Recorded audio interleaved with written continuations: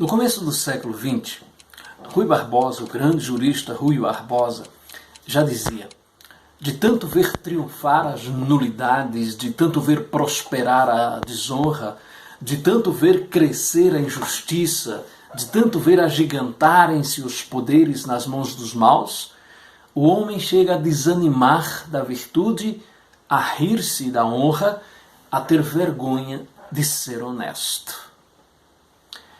Esta frase, apesar de mais de 100 anos, me parece cada dia, cada vez mais atual, mais verdadeira. Reflitamos um pouco sobre isso. Veja só, eu trabalho, o povo trabalha, recebe o pagamento por esse trabalho para a sua sobrevivência.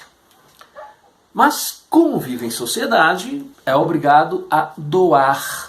Obrigado, por isso que se chama imposto, é uma imposição, é obrigado a doar uma parte considerável desse pagamento ao governo. O governo, uma instituição cujos principais líderes são escolhidos por esse mesmo povo e que, em tese, deve utilizar esse dinheiro para realizar melhorias para o povo que doou esse dinheiro para ser administrado por esse governo. Este é o princípio básico do processo.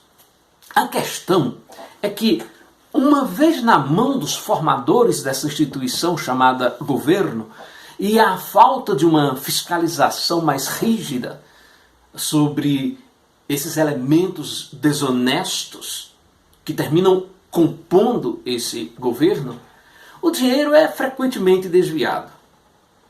E a rodo de milhões de reais. Pipocam escândalos financeiros um atrás do outro há décadas neste país.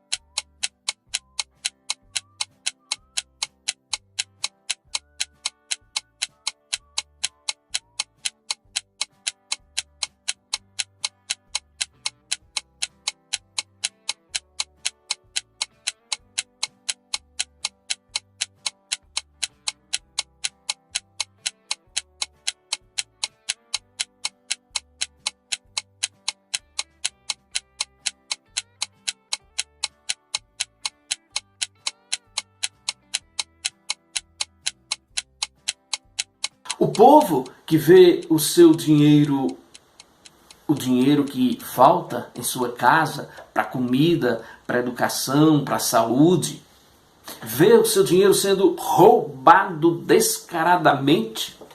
O povo xinga os políticos de safados que fazem isso na maior cara de pau. E não adiantam as bombásticas coberturas da imprensa em cada escândalo, em cada operação de nome engraçado que a Polícia Federal inventa. Acreditando na impunidade, os roubos continuam acontecendo, sistematicamente. A gente até achava que isso era coisa das chamadas raposas velhas da política brasileira. Que nada! Cada político novinho da mais recente geração, cada um deles é pego com a mão na massa, na mesma massa enlameada que pegaram seus pais, tios e avós, porque este país aderiu de tal forma à ideia de oligarquia política imperial que, mesmo virando república, jamais deixou de ter um poder hereditário. E o povo se zanga e bufa. Mas é esse mesmo povo que elege aqueles que irão tomar conta do seu dinheiro. Do dinheiro que lhe é tomado em cada real retido na fonte, em cada mercadoria comprada, em cada serviço prestado. E esses caras não têm o menor escrúpulo com absolutamente nada. Nessa pandemia, por exemplo, tem gente ganhando por fora na compra de equipamentos, na montagem de hospitais de campanha, enquanto existe gente morrendo à base de mais de 35 mil brasileiros até o momento.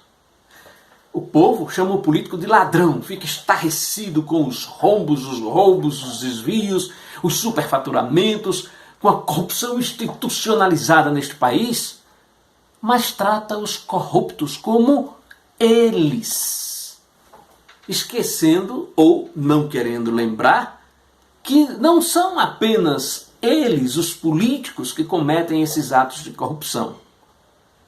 Que, por exemplo, cometer uma infração de trânsito se não houver um guarda por perto, usar o cartão transporte do parente idoso para andar de graça no ônibus, utilizar emprestada a carteira de estudante do amigo para pagar meia entrada no espetáculo, esconder da Receita Federal uma parte do que ganha para diminuir o imposto de renda, falsificar um atestado médico para faltar ao serviço ou à aula, instalar em casa um aparelho que lhe permite acessar sem pagar os canais de TV por assinatura.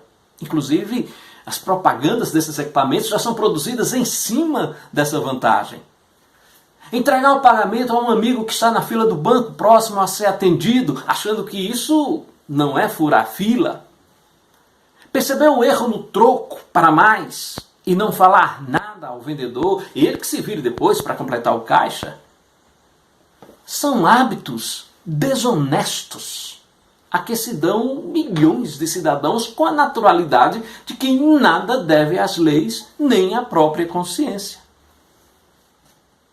Nessa pandemia, diante desse auxílio oferecido pelo governo, com o dinheiro do povo, gente que não precisa se inscreve e recebe os R$ 600 que farão falta a uma família que realmente necessita. Gente consegue entrar no sistema bancário e sacar o dinheiro de outros. O Fernando Filgueiras, do Departamento de Ciência Política da Universidade Federal de Minas Gerais, escreveu no artigo o seguinte: a corrupção não está relacionada ao caráter do brasileiro, mas a uma construção social que permite que ela seja tolerada como prática. Então, não é uma questão de caráter, portanto, uma questão solidificada, imutável. Não, é uma construção social, portanto, passível de mudança de comportamento. O ainda deputado Jair Bolsonaro fez a seguinte e enfática declaração em uma entrevista. Conselho meu, e eu faço. Eu sonego tudo que for possível. Se eu puder não pagar o negócio na fiscal, eu não pago.